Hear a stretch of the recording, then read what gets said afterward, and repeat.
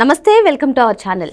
జగన్ ప్రభుత్వ హయాంలో వేలాది కోట్ల రూపాయలతో జరిగినటువంటి ఈ మద్యం కుంభకోణంలో రోజుకొక న్యూస్ బయటకు వస్తుంది.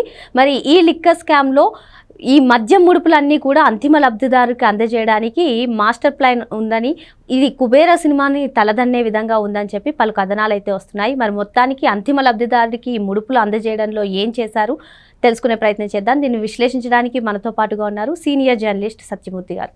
నమస్తే సార్. నమస్కారం అండి.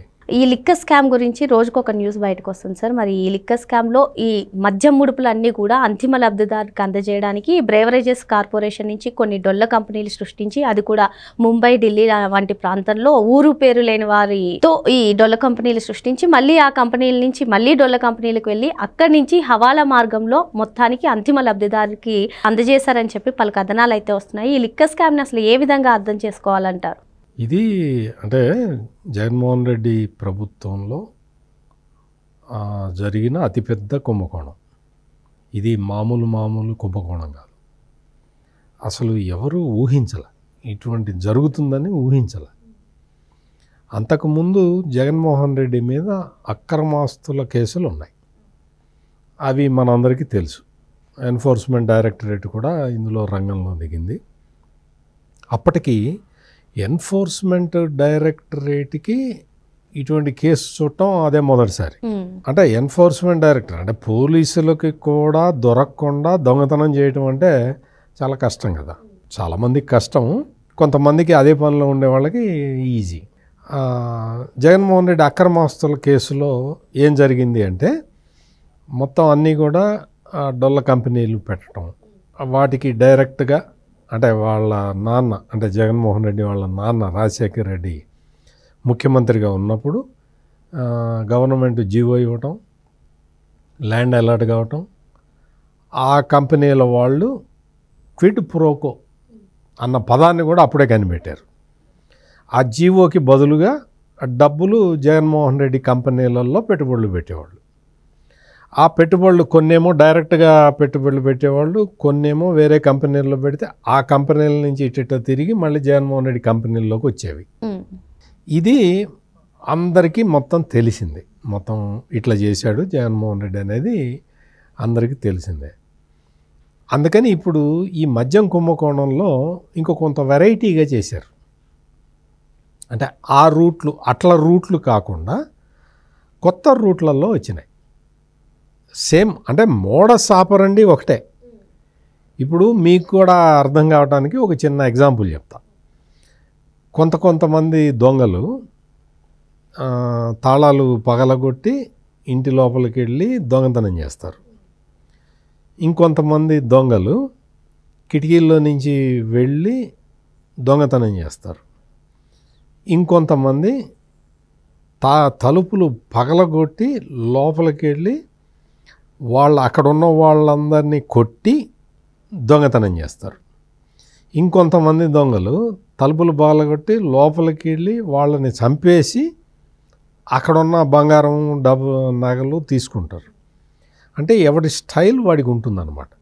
అందుకని పోలీసుల దగ్గరికి కేసు వెళ్ళంగానే తాళం పగలగొట్టి లోపలికి వెళ్ళాడా, కిటికీలో నుంచి వెళ్ళాడా, లోపలికి వెళ్ళిన తర్వాత వాళ్ళని కొట్టి వదిలేశాడా, లోపలికి వెళ్ళిన తర్వాత వాళ్ళని చంపేశాడా, ఇవన్నీ చూసి ఆహా లోపలికి వెళ్ళంగానే చంపేశాడు, ఇది చెడ్డీ గ్యాంగ్ ఎక్కడి నుంచి వచ్చింది, ఏదో వెస్ట్ బెంగాల్ నుంచి వచ్చింది, అక్కడ వాళ్ళని పట్టుకుంటు అట్లా ఉంటుందన్నమాట. అంటే దొంగతనం చేసే స్టైల్ని బట్టి వాడు ఏ దొంగో చెప్తారు పోలీసులు. సేమ్ ఇక్కడ కూడా ఈ మద్యం కుంభకోణంలో డొల్ల కంపెనీలు పెట్టడం, ఈ డొల్ల కంపెనీల నుంచి ఇంకో డొల్ల కంపెనీలకు వెళ్ళటం, ఆ డొల్ల కంపెనీల నుంచి ఫైనల్ బాస్కి డబ్బులు చేరటం. అంతకుముందు ఏం జరిగింది, జగన్మోహన్ రెడ్డి అక్రమాస్తుల కేసులు కూడా జరిగింది ఇదే.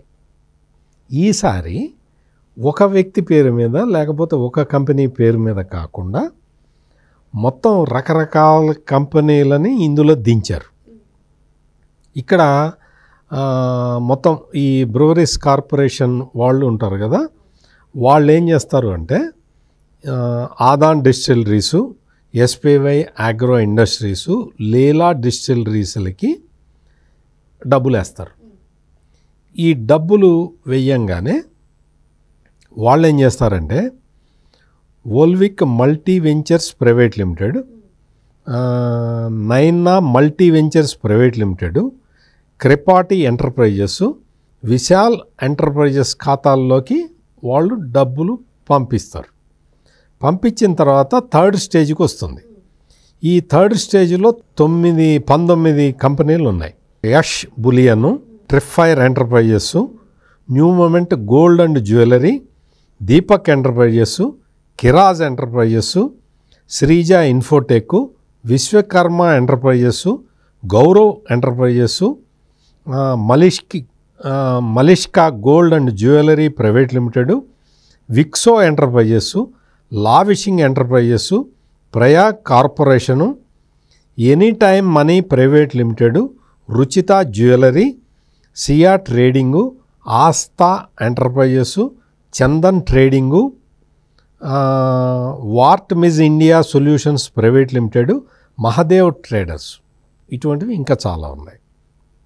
వీళ్ళు ఏం చేస్తారంటే ఈ Adan distilleries, SPI agro, Leela డిస్టిలరీస్కి 97% అంటే కన్జ్యూమర్ లిక్కర్లో 97% ఈ కంపెనీలకే ఆర్డర్లు ఇస్తుంది బెవరేజ్ కార్పొరేషన్. బెవరేజ్ కార్పొరేషన్ అంటే అది మద్యం సేకరించే వ్యవస్థ, అదొక కార్పొరేషన్, ప్రభుత్వ కార్పొరేషన్. వాళ్ళు సేకరించిన తర్వాత ఆ డబ్బులన్నీ కూడా, అంటే వాళ్ళకి డబ్బులు ఇవ్వాలి కదా, ఇక్కడ అంటే రీటైల్ షాపులు కూడా గవర్నమెంటే నిర్వహించింది. అంటే వైసీపీ కార్యకర్తల్ని పెట్టుకున్నారు. అక్కడ పెట్టుకొని క్యాష్ మాత్రమే కలెక్ట్ చేసి అది తీసుకెళ్ళి అక్కడి నుంచి అక్కడే కమిషన్లన్నీ వెళ్ళిపోతాయి క్యాష్ రూపంలో. గవర్నమెంట్కి కట్టాల్సింది తీసుకొచ్చి బ్రెవరేజ్ కార్పొరేషన్కి కడతారు. బ్రెవరేజ్ కార్పొరేషన్ అంటే ఎన్ని రకాల ఒకే రకమైన డబ్బుని ఎన్ని రకాలుగా దోచారో చూడండి. అంటే ఎక్కడికక్కడ డివైడ్ చేసి దోచుకోవటం అన్నమాట. ఇప్పుడు తయారు చేసేది వాళ్ళే, సేకరించేది వాళ్ళే, అమ్మేది వాళ్ళే. కాబట్టి ఈ తయారు చేసిన కంపెనీలకి ఈ డబ్బులు కడితే అందులో నుంచి వాళ్ళు కొట్టేసుకుంటారు. అంటే 20 రూపాయల మద్యాన్ని 250 రూపాయలు, 270 రూపాయలు అమ్మారు. ఆ ప్రాఫిట్ వచ్చేస్తుంది. ఇంకొకటి ఇక్కడ ఒక 10 క్రేట్లు పంపించి 20 క్రేట్లు అమ్ముతారు. ఆ డబ్బులు క్యాష్ ఇటు వచ్చేస్తుంది, పక్కకు వచ్చేస్తుంది. ఇది వెళ్తుంది, అక్కడ ప్రాఫిట్ వెళ్తుంది, ఇక్కడ దొంగ డబ్బులు వెళ్తాయి. అందుకని మొత్తం ఏది డివైడ్ చేయాలి అంటే ఆ షాపుల్లో ఉన్నవాడికి తెలియదు కాబట్టి క్యాషే కలెక్ట్ చేశారు. డిజిటల్ పేమెంట్ అయితే ఇట్లా డివైడ్ చేయలేరు కదా, అంటే దొంగ సొమ్ముని డివైడ్ చేయలేరు. అందుకని క్యాష్ మాత్రమే కలెక్ట్ చేశారు. ఈ కలెక్ట్ చేసిన క్యాష్ని డివైడ్ చేసి ఎవరి ముడుపులు వాళ్ళకి పంపించారు. ఈ ముడుపులన్నీ ఇది ఇప్పుడు ఈ అదాన్ డిస్టిలరీసు, ఎస్పీఐ అగ్రో, లీలా ఇదంతా ఒక ఛానల్ మాత్రమే.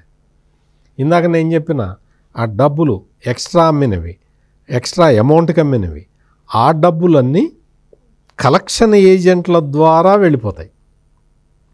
ఈ డబ్బులన్నీ బ్రెవరేజ్ కార్పొరేషన్ ద్వారా ఈ ఖాతాల్లోకి వస్తాయి. ఈ ఖాతాల నుంచి డొల్ల కంపెనీలకు వెళ్తాయి. అంటే చూడండి ఎంత పక్కడబందీగా దోచుకున్నారు, ఎంత పక్కడబందీగా, ఎంత ప్లాన్ ప్రకారం దోచుకున్నారో చూడండి. ఇదంతా కూడా ఒక్కొక్కటి బయటకు వస్తున్నది. ఎట్లా బయటకు వస్తున్నది? ఇది ప్రధానమైన ప్రశ్న.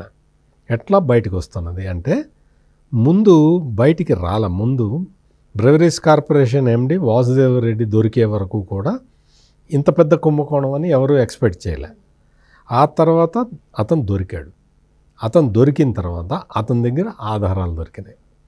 ఆ ఆధారాలని ఒక్కొక్కటి పెట్టుకొని ఒక్కొక్కడిని అరెస్ట్ చేసుకుంటూ పోతే రాజ్ కసిరెడ్డి దొరకటానికే కొంత టైం పట్టింది. ఎప్పుడైతే రాజ్ కసిరెడ్డి దొరికాడో అప్పటి నుంచి ఒక్కొక్కటి చిక్కుముడులు విడిపోతూ ఉన్నాయి.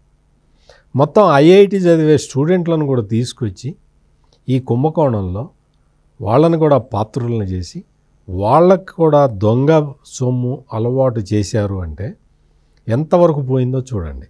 మొత్తం ఇంకా ఉంది, ఇంకా చాలా ఛానల్స్ ఉన్నాయి. ఆ ఛానల్స్ బయటపడాలి. ఆ ఛానల్స్లో YS Jaganmohan Reddy cousin brothers ఇద్దరున్నారు, సునీల్ రెడ్డి, అనిల్ రెడ్డి అని.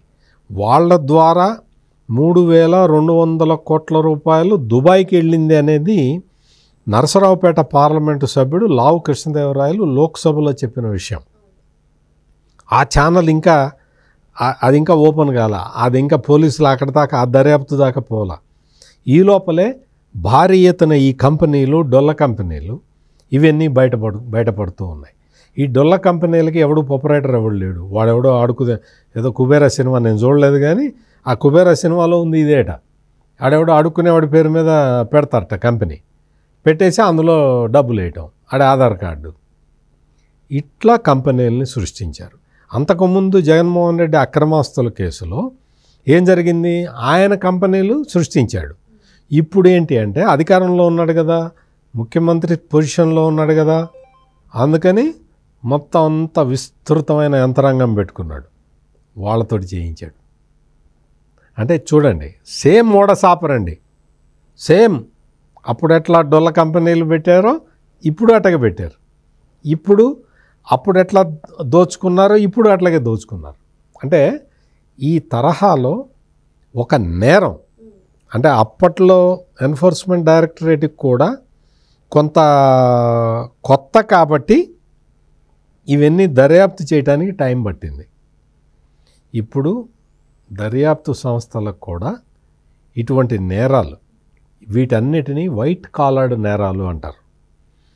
ఈ వైట్ కాలర్డ్ నేరాలు ఎట్లా జరుగుతాయో వాళ్ళకి ఆల్రెడీ కేస్ స్టడీస్ ఉన్నాయి కాబట్టి మొత్తం టక బయటికి తీస్తున్నారు మొత్తం. ఇది మనం ఆంధ్రప్రదేశ్ పోలీసుల్ని ఎంతో అప్రిషియేట్ చేయాలి. ఇది మామూలుగా సిబిఐ వాళ్ళు, ఎన్ఫోర్స్మెంట్ వాళ్ళు ఇవి బయటికి తీసుకురావడానికి, అంటే జగన్మోహన్ రెడ్డి అక్రమాస్తుల కేసు బయటికి తీసుకురావడానికి చాలా కష్టపడాల్సి వచ్చింది. ఇప్పుడు సిట్ పోలీసులు తమ తెలివితేటలను ఉపయోగించి పాత దొంగని ఎటపట్టుకుంటారో అట్లా ఇప్పుడు కొత్త దొంగని పట్టుకుంటూ ఉన్నారు. అందుకని మొత్తం ఇదంతా కూడా అంతిమ లబ్ధిదారుడు అని మీరు చెప్పేటప్పుడు కూడా 10 సార్లు అన్నారు. అంతిమ లబ్ధిదారుడు ఎవరు అందరికీ తెలుసు. ఈ కంపెనీలన్నీ ఎవరు పెట్టించారు తెలుసు.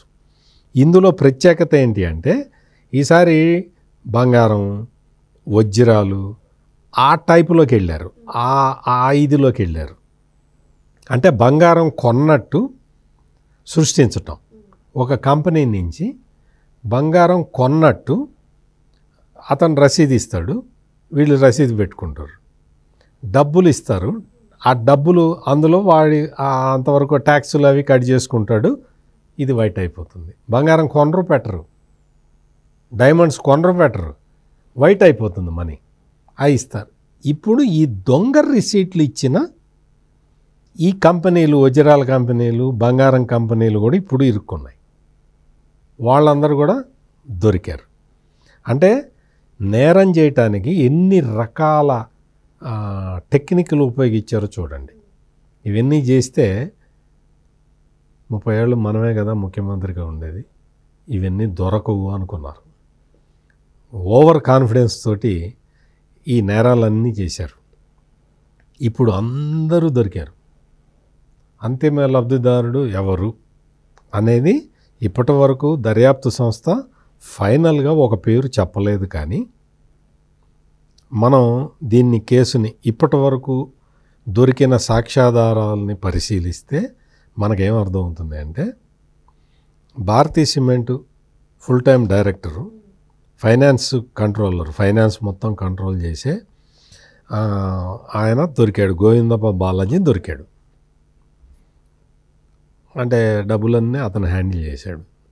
అంటే డబ్బులు ఎక్కడికి వెళ్ళి ఉంటాయి? తర్వాత జగన్మోహన్ రెడ్డి ముఖ్యమంత్రిగా ఉన్నప్పుడు ఆయన దగ్గర సెక్రటరీగా పనిచేసిన ఐఏఎస్ ఆఫీసరు ధనంజయ రెడ్డి దొరికాడు. జగన్మోహన్ రెడ్డి ముఖ్యమంత్రిగా ఉన్నప్పుడు ఆయన దగ్గర ఓఎస్డీగా పనిచేసిన కృష్ణమోహన్ రెడ్డి దొరికాడు.